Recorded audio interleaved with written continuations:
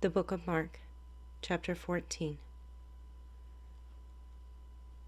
After 2 days it was the Passover, and the feast of unleavened bread. And the chief priests and the scribes sought how they might take him by trickery and put him to death.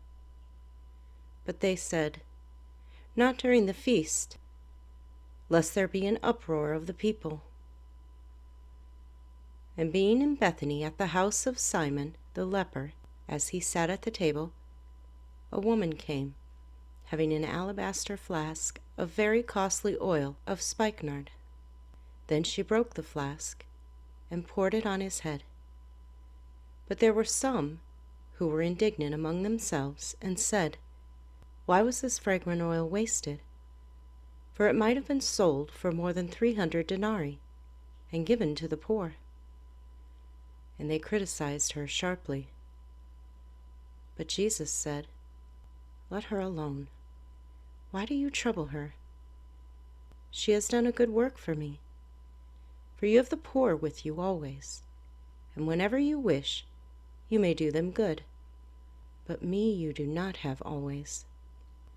She has done what she could. She has come beforehand to anoint my body for burial. Assuredly I say to you, wherever this gospel is preached in the whole world, what this woman has done will also be told as a memorial to her."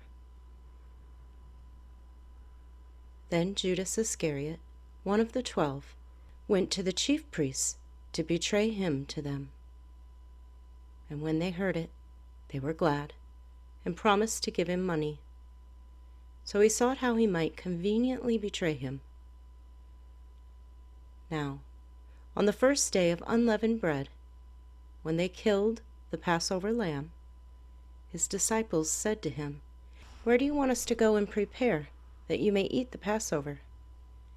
And he sent out 2 of his disciples and said to them, "Go into the city, and a man will meet you, carrying a pitcher of water. Follow him. Wherever he goes in, say to the master of the house, 'The teacher says, where is the guest room in which I may eat the Passover with my disciples?' Then he will show you a large upper room, furnished and prepared. There, make ready for us." So his disciples went out and came into the city, and found it just as he had said to them, and they prepared the Passover. In the evening he came with the 12. Now as they sat and ate, Jesus said, "Assuredly I say to you, one of you who eats with me will betray me." And they began to be sorrowful, and to say to him one by one, "Is it I?" And another said, "Is it I?" He answered and said to them, "It is one of the 12 who dips with me in the dish.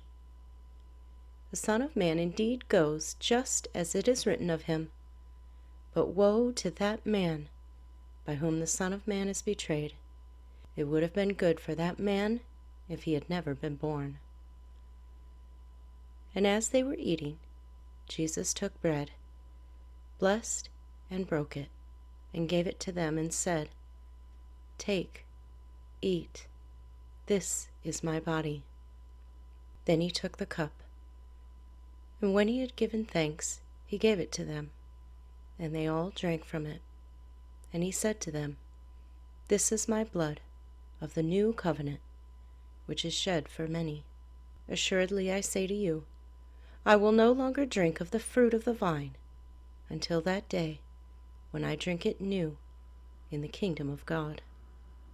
And when they had sung a hymn, they went out to the Mount of Olives. Then Jesus said to them, "All of you will be made to stumble because of me this night. For it is written, I will strike the shepherd, and the sheep will be scattered.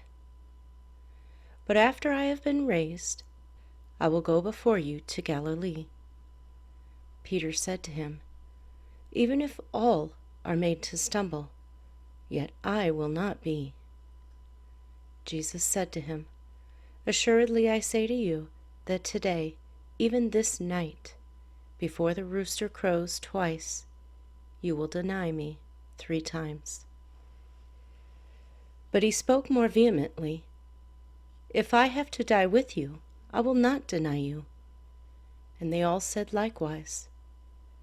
Then they came to a place which was named Gethsemane. And he said to his disciples, "Sit here while I pray." And he took Peter, James, and John with him. And he began to be troubled and deeply distressed.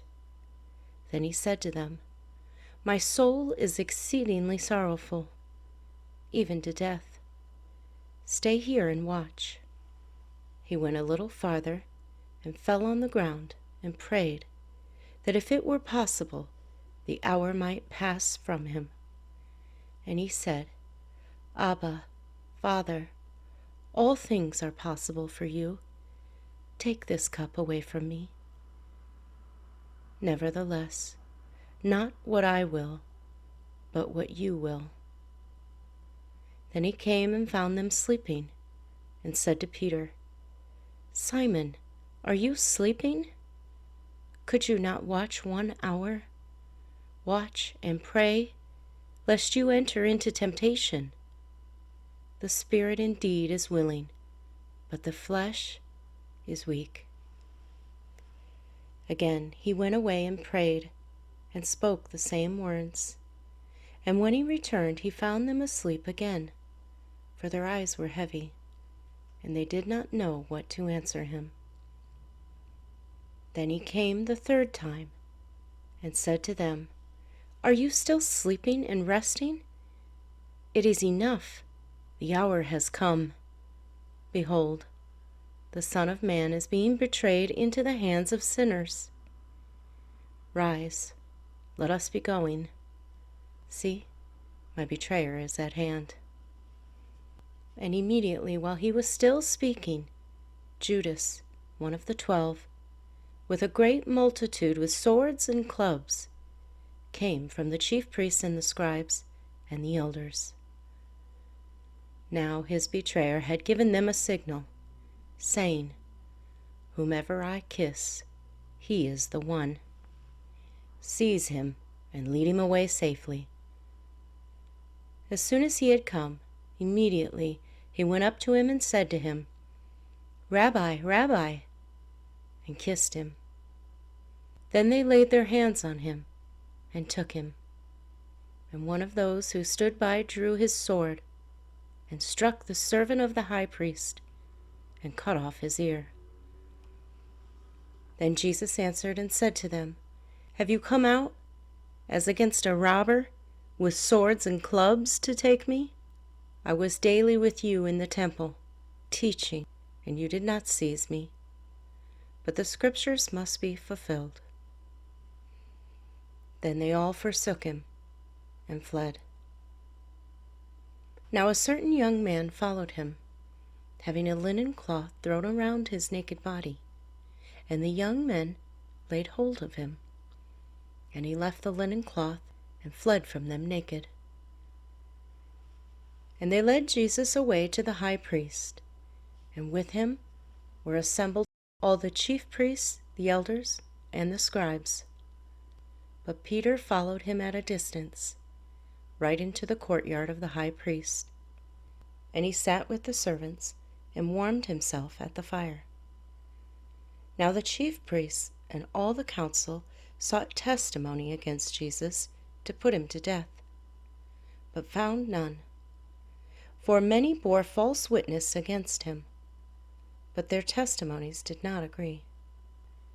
Then some rose up and bore false witness against him, saying, "We heard him say, 'I will destroy this temple made with hands, and within 3 days I will build another made without hands.'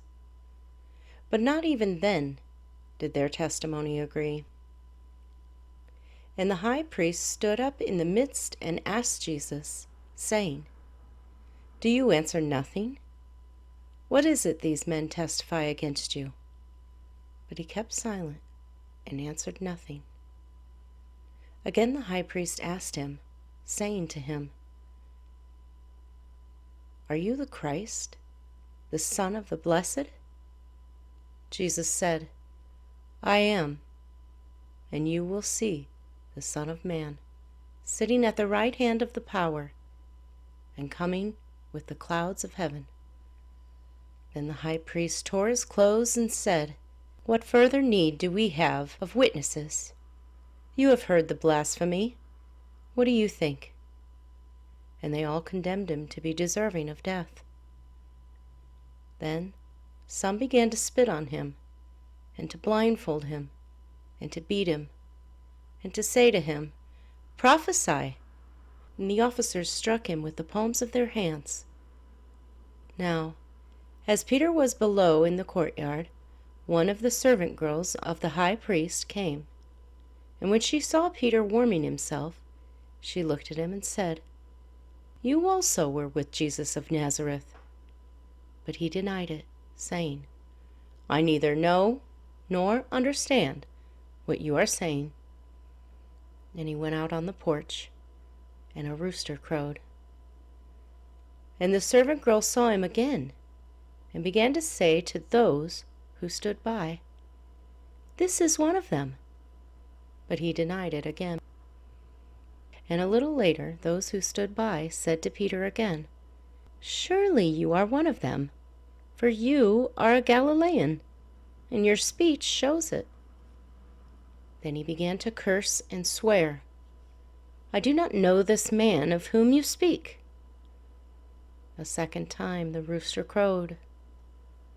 Then Peter called to mind the word that Jesus had said to him, "Before the rooster crows twice, you will deny me 3 times." And when he thought about it, he wept.